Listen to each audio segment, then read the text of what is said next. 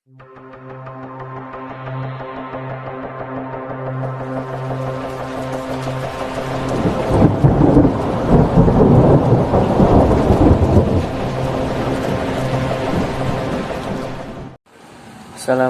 warahmatullahi wabarakatuh. Perkenalkan, saya Muhammad Hafid Ihsanul Abidin dari jurusan Akuntansi Fakultas Ekonomi. Dalam video kali ini saya akan menjelaskan resum selama PPAK Universitas berlangsung. Baik, mari kita simak penjelasan tentang resum PPAK Universitas. Untuk materi yang pertama,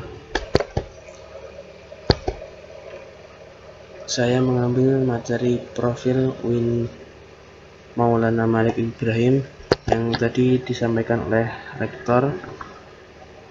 Beliau Profesor Dr. HM Zainuddin MA. Untuk materi yang pertama mengenai transformasi UIN Maulana Malik Ibrahim. Pada awal berdirinya kampus UIN Maulana Malik Ibrahim, sebelumnya tidak ada, hanya kampus cabang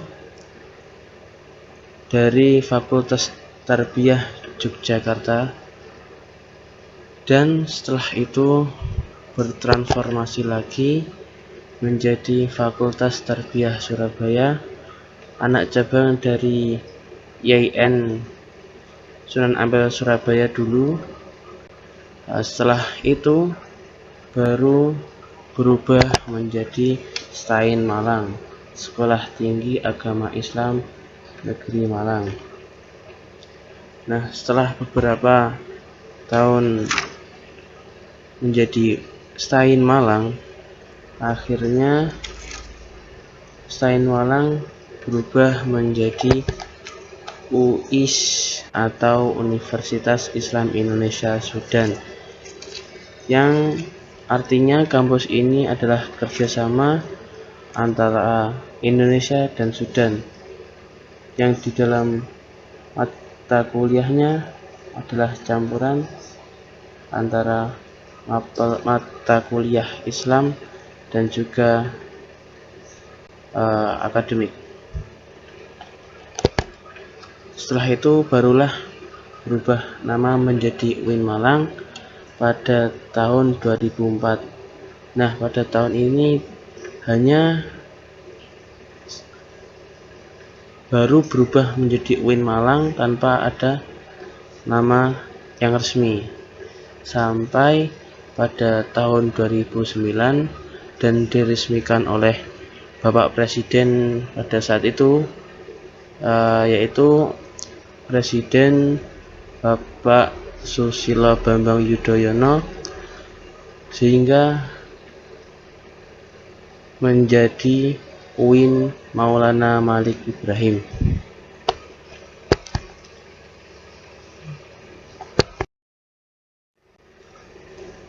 Setelah beliau membahas tentang transformasi atau sejarah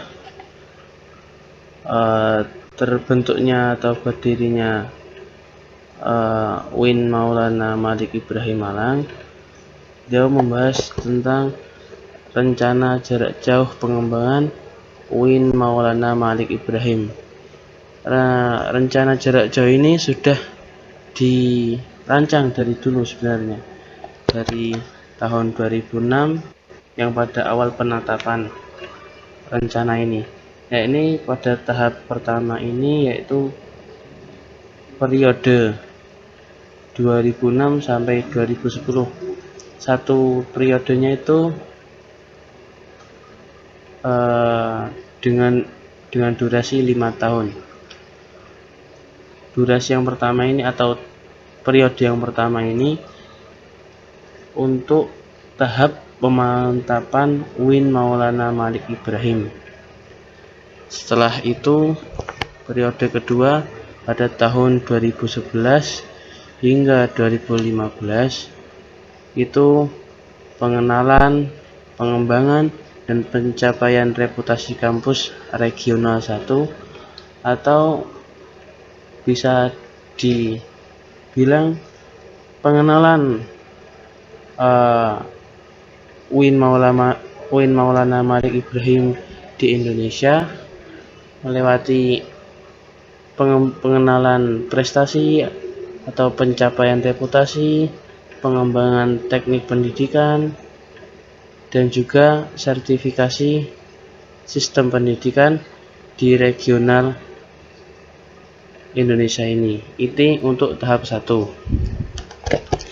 Dan untuk periode yang ketiga ini pada tahun 2016 hingga 2020 sama seperti periode sebelumnya, tapi ini tahap yang kedua atau lebih memeratakan, dalam arti dari Indonesia ujung timur hingga ujung barat itu mengenal reputasi, pencapaian, prestasi, sistem tentang UIN Maulana Malik Ibrahim. Dan periode selanjutnya yakni pada tahun 2021 hingga 2025 itu di dalamnya ada rencana untuk pengenalan, pengembangan, dan pencapaian reputasi kampus internasional sama seperti sebelum-sebelumnya, tapi pada periode ini naik ke tingkat internasional. Jadi ketika tahap sebelumnya itu atau periode sebelumnya masih di dalam regional atau nasional, di tahap ini atau periode ini sudah naik ke internasional dengan sama dengan tahap sebelumnya, yaitu pengenalan pertama, pengembangan, pencapaian reputasi, prestasi, hingga negara-negara luar negeri itu mengenal dan tahu dengan adanya UIN Maulana Malik Ibrahim.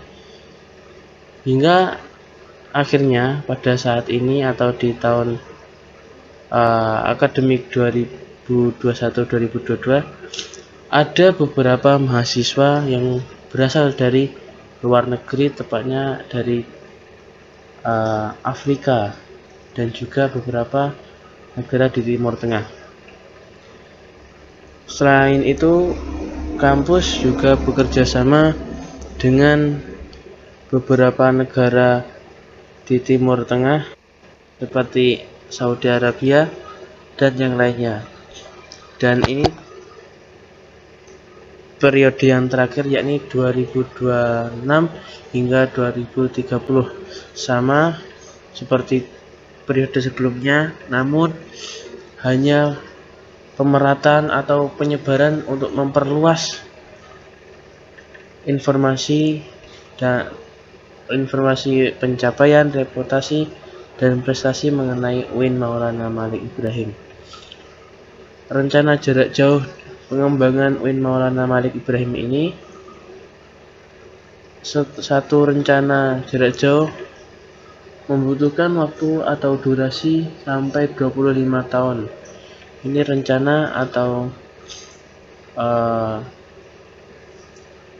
perencanaan yang sudah dicetuskan dari pendahulu atau rektor yang berdahulu untuk pengembangan UIN Maulana Malik Ibrahim ke depannya. Setelah materi rencana jarak jauh pengembangan menjelaskan tentang kebijakan mutu UIN Maulana Malik Ibrahim. Yang pertama, meningkatkan kepuasan atau customer, yang maksudnya adalah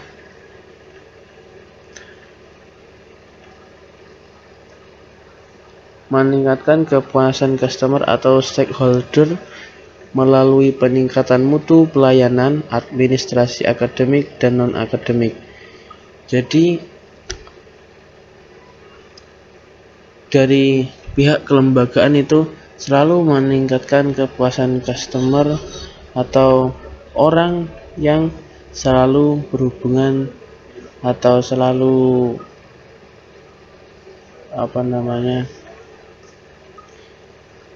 selalu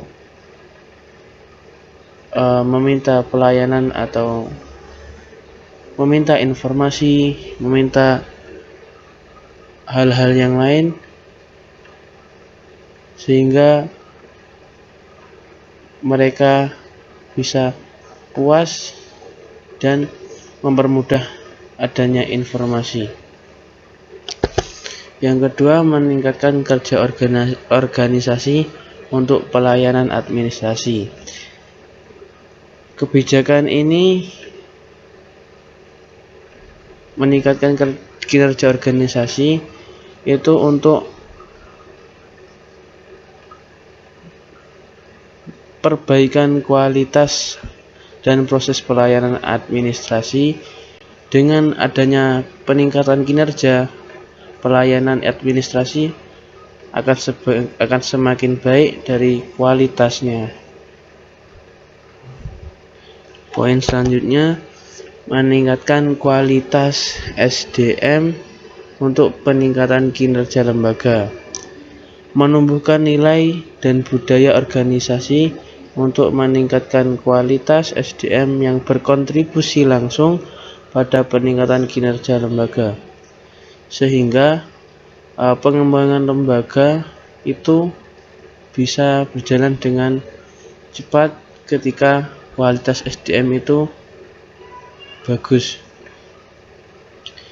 Poin selanjutnya, membangun komunikasi dan koordinasi guna membangun teamwork.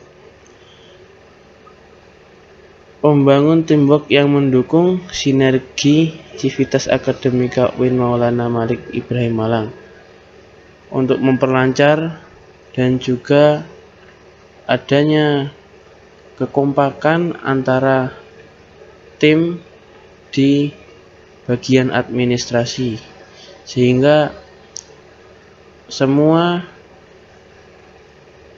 hal-hal mengenai pelayanan bisa berjalan lancar dengan adanya kekompakan.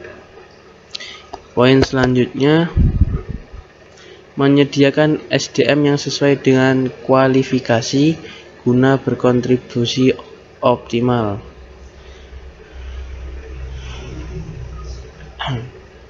Maksud yang optimal pada penyelenggaraan layanan prima bagi customer atau stakeholder, sehingga para customer itu bisa merasa puas dengan optimalnya apa yang mereka keluhkan atau apa yang mereka butuhkan. Maksudnya tepat sasaran untuk masalah-masalah mereka.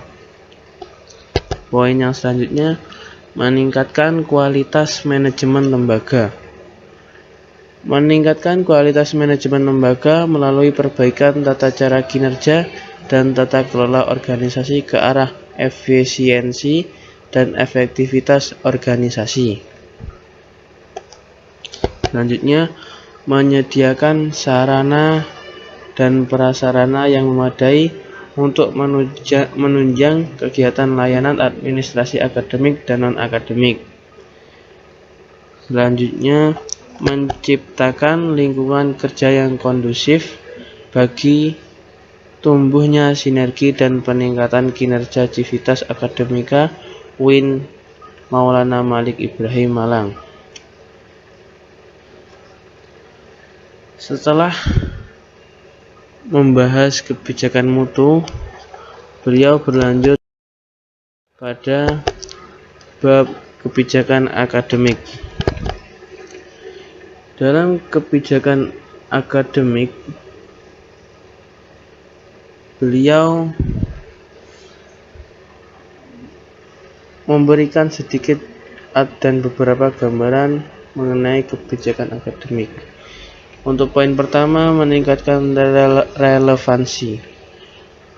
meningkatkan relevansi atmosfer akademik, keberlanjutan, daya saing, dan efisiensi, serta produktivitas manajemen pendidikan tinggi sesuai dengan tuntutan perubahan dan peraturan perundang-undangan secara berkelanjutan.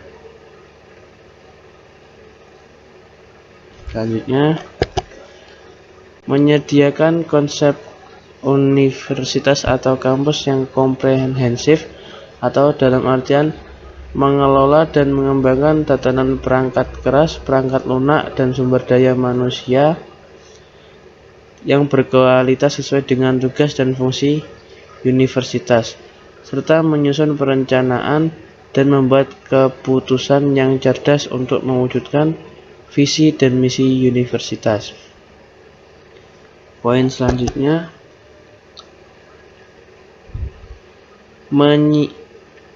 menyiapkan mahasiswa agar menjadi anggota masyarakat yang memiliki kemampuan akademik dan profesional yang dapat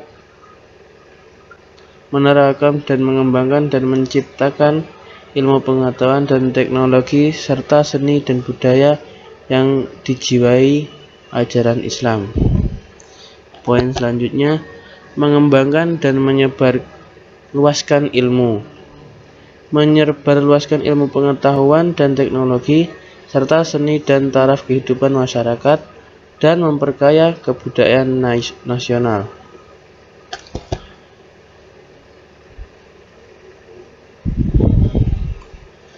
Poin selanjutnya, menyelenggarakan dan mengembangkan pendidikan dengan integrasi pada nilai-nilai keislaman dan kenusantaraan, sehingga ilmu yang mereka dapat dikembangkan dengan akulturasi atau penggabungan antara ilmu pendidikan dengan nilai-nilai keislaman, sehingga terciptalah generasi yang bisa memahami akademik dan juga bisa memahami ubudiyah atau tata cara beribadah atau keagamaan. Poin selanjutnya, mengembangkan UIN Maulana Malik Ibrahim sebagai pendidikan tertinggi. Mengembangkan arah dan strategi UIN Maulana Malik Ibrahim Malang sebagai pendidikan tertinggi ke depan, yaitu membangun kampus yang inovatif, mengembangkan pendidikan dan pembelajaran ke arah integrasi sains dan Islam, mengembangkan penelitian bermutu dengan paradigma Islam, mengembangkan pengabdian kepada masyarakat, membangun jiwa kewirausahaan melalui kegiatan pembelajaran kerja pengabdian, dan mengembangkan jaringan kerjasama untuk mendorong meningkatkan kompetensi lembaga dan daya saing.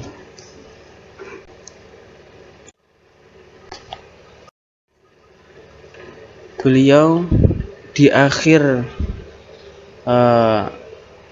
waktunya atau di sesi beliau selalu mengingatkan tentang visi dan misi UIN Maulana Malik Ibrahim yang ulul albab. Visi UIN Maulana Malik Ibrahim ialah terwujudnya pendidikan tinggi terintegratif dalam memadukan sains dan Islam yang bereputasi internasional. Maksudnya, UIN Maulana Malik Ibrahim mempunyai visi untuk mencetak atau mengeluarkan sarjana atau lulusan atau generasi yang memiliki pendidikan tinggi, namun tidak hanya pendidikan akademik, namun juga pendidikan agamis, sehingga dapat bereputasi atau berprestasi atau dapat mengembangkan ilmunya di skala internasional. Untuk misinya, UIN Maulana Malik Ibrahim 1. Mencetak sarjana yang berkarakter ulul albab. 2. Menghasilkan sains, teknologi, seni yang relevan dan berdaya saing tinggi.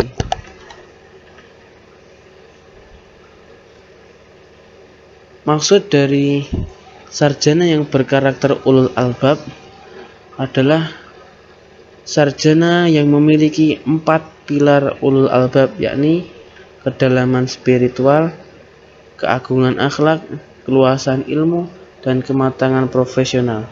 Inilah pesan dari beliau tentang sarjana yang berkarakter ulul albab yang selalu ditekankan oleh beliau, karena pada saat ini sungguh penting sekali karakter suatu generasi, terlebih generasi ulul albab yang memiliki kedalaman spiritual, keagungan akhlak, keluasan ilmu, dan kematangan profesional.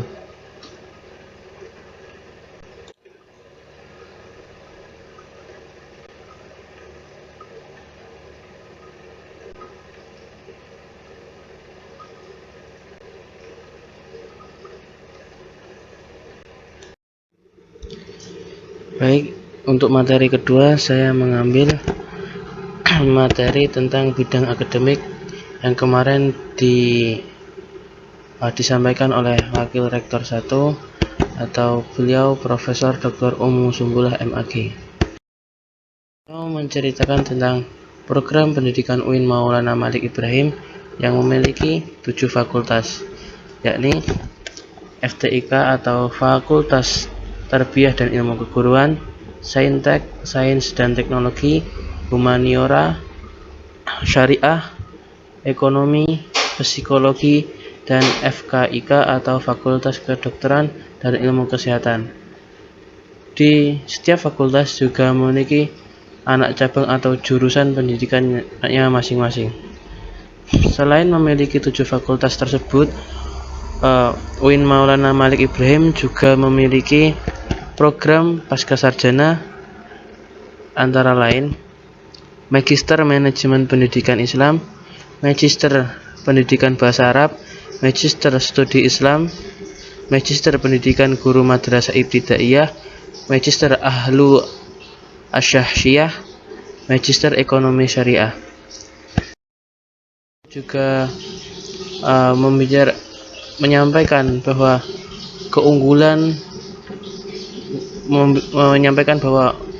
UIN Maulana Malik Ibrahim itu lebih unggul daripada kampus-kampus lain. Berikut adalah keunggulan yang beliau sampaikan kemarin. Nah, yang pertama, sistem pendidikan yang terintegrasi. Di UIN Maulana Malik Ibrahim, sistem pendidikan terintegrasi antara mata kuliah akademik atau umum itu diintegrasikan dengan mata kuliah yang Islam atau Islami. 2. Pengembangan bahasa asing. Di UIN Maulana Malik Ibrahim sangat ditekankan penggunaan bahasa asing seperti bahasa Arab, bahasa Inggris, dan kini sudah ada pengembangan untuk bahasa asing yang lain, yakni bahasa asing Mandarin. Keunggulan selanjutnya lembaga tahfidz, dan selanjutnya Mahat Sunan Ampel Al-Ali. Keunggulannya adalah membantu pengembangan karakter mahasiswa UIN Maulana Malik Ibrahim menjadi mahasiswa yang memiliki karakter ulul albab. Keunggulan selanjutnya adalah perpustakaan yang besar dan lengkap yang ada di UIN Maulana Malik Ibrahim.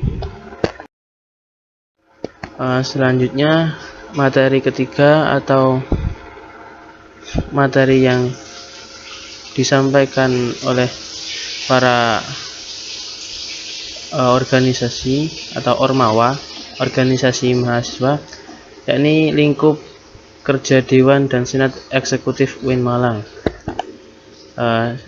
Kita awali dengan DEMA. DEMA adalah Dewan Eksekutif Mahasiswa, adalah organisasi intrakampus yang merupakan lembaga eksekutif yang memiliki fungsi pelaksana program kemahasiswaan, mengkoordinasi dan mengkondisikan beberapa organisasi di bawahnya seperti DEMA Fakultas, HMJ atau Himpunan Mahasiswa Jurusan. DEMA juga memiliki tugas melaksanakan proker yang tadi disebutkan. Ada 3 proker, yakni Sahabat Desa, Sapa Sekolah, dan Rihlah Parlemen. Tugas kedua mengkomunikasikan informasi kegiatan mahasiswa. Selanjutnya mengkoordinasi dan sinkronasi kegiatan anak atau organisasi yang di bawah DEMA Universitas. Selanjutnya SEMA atau Senat Eksekutif Mahasiswa.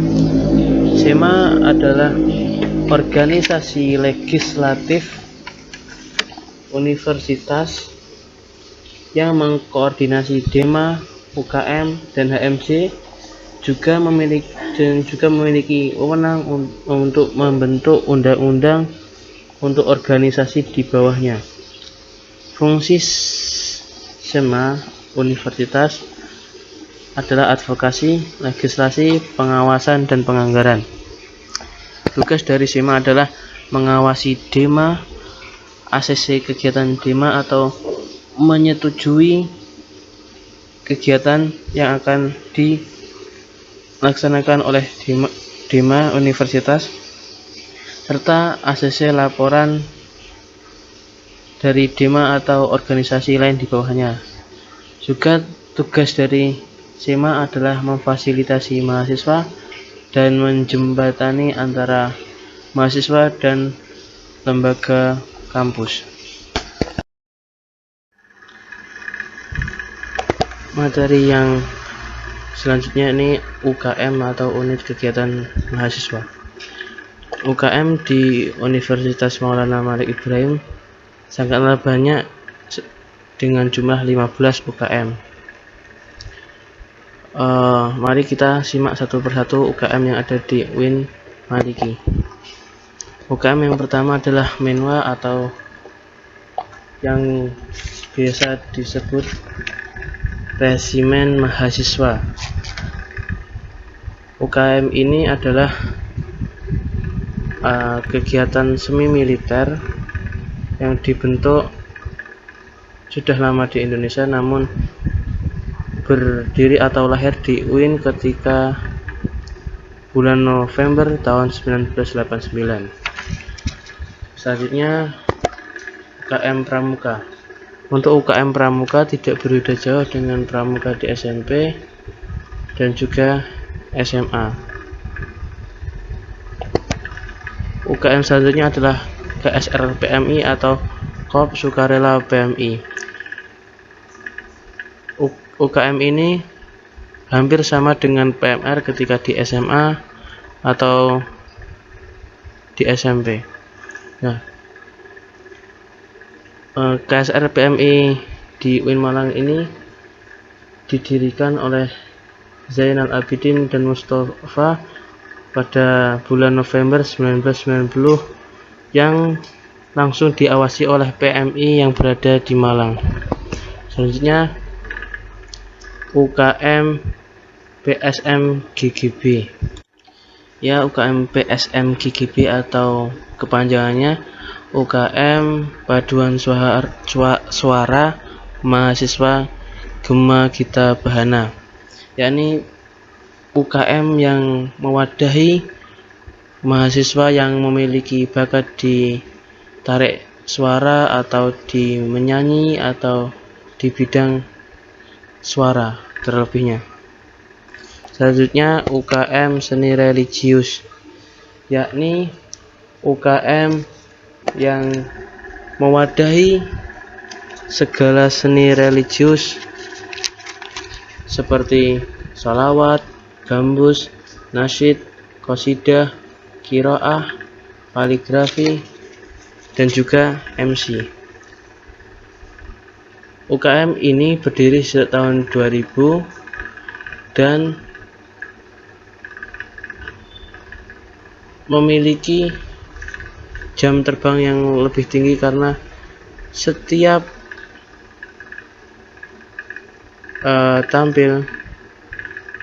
sering tampil pada beberapa acara. UKM selanjutnya UKM teater komedi kontemporer. Di UKM ini kita mahasiswa bisa mengekspresikan diri sepuasnya. Selanjutnya UKM Mapala Tursina atau UKM yang mewadahi mahasiswa pencinta alam. Di UKM ini ada 4 kegiatan yang disingkat resosil atau rekreasi, sosial, olahraga, dan ilmiah. Selanjutnya adalah UAPM atau unit aktivitas pers mahasiswa.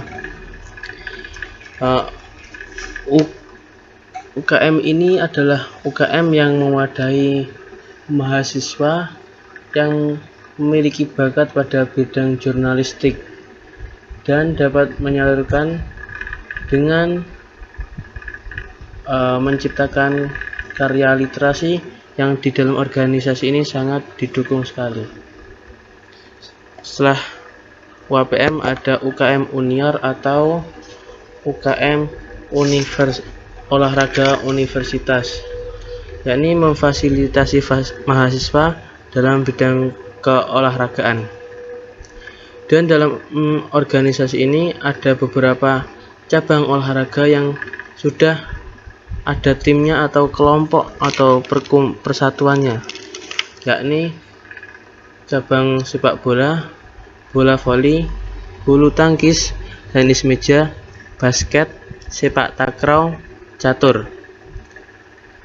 Selanjutnya ada UKM Kopma PB atau Koperasi Mahasiswa Padang Bulan. Di dalam organisasi ini kita dapat mengembangkan skill bisnis kita, skill mandiri, aspiratif, kreatif dalam berbisnis, dan juga hal-hal yang lain. Untuk UKM selanjutnya ada UKM Komus atau organisasi yang menampung bakat musik dan event organizer. Organisasi ini atau UKM ini didirikan pada 10 Juni tahun 1999. Pada organisasi ini ada beberapa departemen yang memperlancar kegiatan organisasinya, seperti Departemen Event Organizer, Departemen Studio, Departemen Musik, Departemen Multimedia, dan Departemen Public Relaxation. Setelah itu ada UKM Taekwondo. UKM Taekwondo ini dulunya belum menjadi UKM sendiri, tapi bergabung dengan UKM bela diri hingga baru pada tahun 1995 bisa berdiri sendiri. Selanjutnya adalah UKM JC atau Jepret Club Fotografi. Ini organisasi yang mewadahi mahasiswa yang memiliki bakat di bidang fotografi. Namun di tahun belakangan ini organisasi ini mulai mengembangkan di dalam videografi.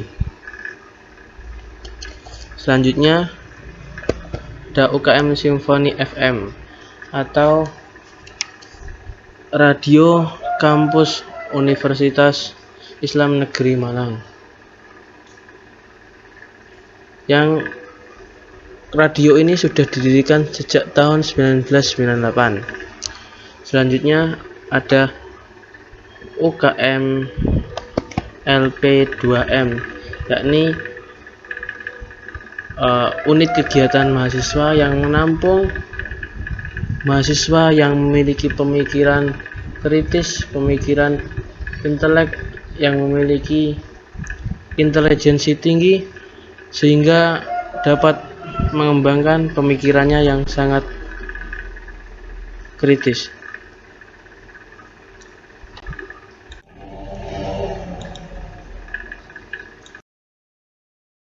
Materi yang selanjutnya yakni kebangkitan bangsa menuju Indonesia tangguh, yang tadi disampaikan oleh M. Hasanuddin Wahid M.Hum, yakni Sekjen PKB, Sekjen Pagar Nusa, dan juga Direktorat dan juga DPRD di pemerintah pusat sana. Beliau menyampaikan beberapa hal penting, tetapi yang dapat saya ringkas jadi 3 ini. Pentingnya kolaborasi hexahelix, atau yang bisa diartikan beberapa pokok untuk menjadikan Indonesia bangkit dari pandemi yang sedang melanda ini. Hexahelix adalah kolaborasi antara komunitas atau ormas, organisasi masyarakat, pebisnis, pemerintah, akademis atau universitas, partai politik, media massa. Sehingga dengan adanya kolaborasi ini, masa pandemi akan bisa diatasi, khususnya dalam kelas sektor ekonomi, sehingga ekonomi bisa bangkit.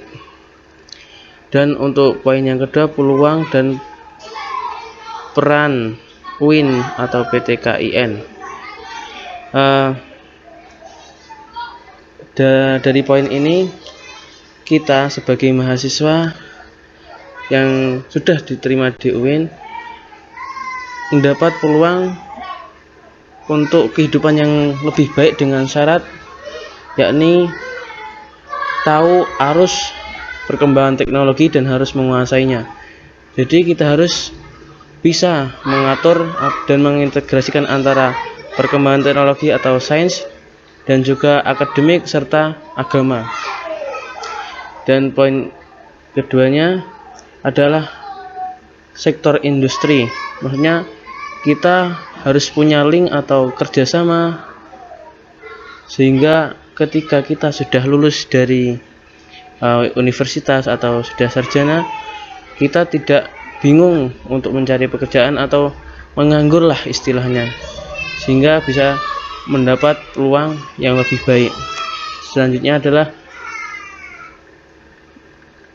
mendayagunakan aktivitas akademik sehingga kita dapat mengembangkan apa yang telah kita punya dengan dukungan 2 poin sebelumnya. Hanya epicentrum ajaran agama yang inklusif, maksudnya adalah kita tetap berpegang pada agama walaupun keadaan saat ini sudah dalam tahap 4.0 atau sudah generasi keempat lah dalam teknologi, tetapi kita harus tetap berpegang pada agama secara inklusif, maksudnya bisa menerima tetapi harus sharing sebelum sharing, itu yang penting. Dan selanjutnya adalah menjadi generasi unggul yang tadi disampaikan beliau, dengan syarat harus kita punyai yaitu keagungan moral dan spiritual, kemudian gandrung ilmu pengetahuan, dan memiliki digital quotient. Ini yang sangat saya perhatikan karena ini istilah baru bagi saya, karena beliau tadi juga menjelaskan DQ atau digital quotient ini adalah kepandaian baru dari yang sebelumnya adalah EQ atau emotional quotient dan IQ yang intelligent quotient, dan juga SQ spiritual question yang sangat bermanfaat atau yang saat ini sedang sangat digunakan, yaitu digital question. Oleh karena itu kita harus bisa menggunakan digital question ini dengan sebaiknya dan juga memanfaatkannya. Janganlah kita terbawa arus teknologi tanpa bisa mengendalikannya. Kemudian yang poin terakhir adalah kesolehan sosial atau peduli. Setinggi apapun ilmu kita, jikalau kita tidak memiliki kepedulian, itu sama saja ilmu yang kita punyai tidak bermanfaat. Ya, materi yang selanjutnya dari Dr. Andes Haji Basri Zain, MA PhD, dengan tema moderasi beragama dalam bingkai NKRI. Dalam konteks yang beliau sampaikan, saya mendapat beberapa poin. Pertama, social labeling. Beliau tadi menyampaikan beliau sungguh prihatin dengan masyarakat saat ini yang hanya menilai dari luarnya atau dari sesuatu yang dia kenakan atau aksesoris atau simbol-simbol lah. Jadi masyarakat sekarang lebih menilai cover daripada isinya. Kita tetap harus menggunakan atau berpegang teguh pada sebuah pepatah yang mengatakan jangan lihat buku dari sampulnya, yaitu seperti manusia saat ini. Untuk poin selanjutnya, moderat dalam kehidupan, maksudnya kita tidak boleh inklusif ekstrem, terlalu fanatik di kehidupan ini. Jikalau kita ekstrem atau fanatik, kita sendiri yang akan hancur. Moderat dalam kehidupan maksudnya fleksibel atau bisa menyesuaikan keadaan di dunia ini, di dalam kehidupan. Ketika dunia atau perkembangan teknologi semakin canggih, kita mengikuti, tetapi kita di dalam zona aman, maksudnya tidak aneh-aneh atau neko-neko lah istilahnya, sehingga sesuatu yang hal tidak diinginkan tidak akan terjadi. Poin selanjutnya, menjadi generasi yang moderat. Beliau tadi berpesan kepada mahasiswa baru supaya kita selalu mengingat-ingat mahasiswa atau diri kita atau jiwa dalam diri kita yang memerankan tokoh mahasiswa yang biasa disebut dengan agent of change, yang harus mendesiminasi agenda moderasi. Maksudnya kitalah tokoh utama yang harus memegang kendali dalam moderasi dalam negeri ini, terkhusus negara kita NKRI, negara kesatuan yang di dalamnya banyak sekali perbedaan-perbedaan yang sangat rawan terjadi konflik juga. Sehingga kita sebagai mahasiswa UIN harus cerdas, akademik, religius, dan juga akhlak, sehingga kita dapat mewujudkan generasi yang moderat. Sekian. Ya, mungkin cukup itu penjelasan dari resum PPAK Universitas dari saya. Kurang lebihnya saya mohon maaf. Akhirul kalam. Wassalamualaikum warahmatullahi wabarakatuh.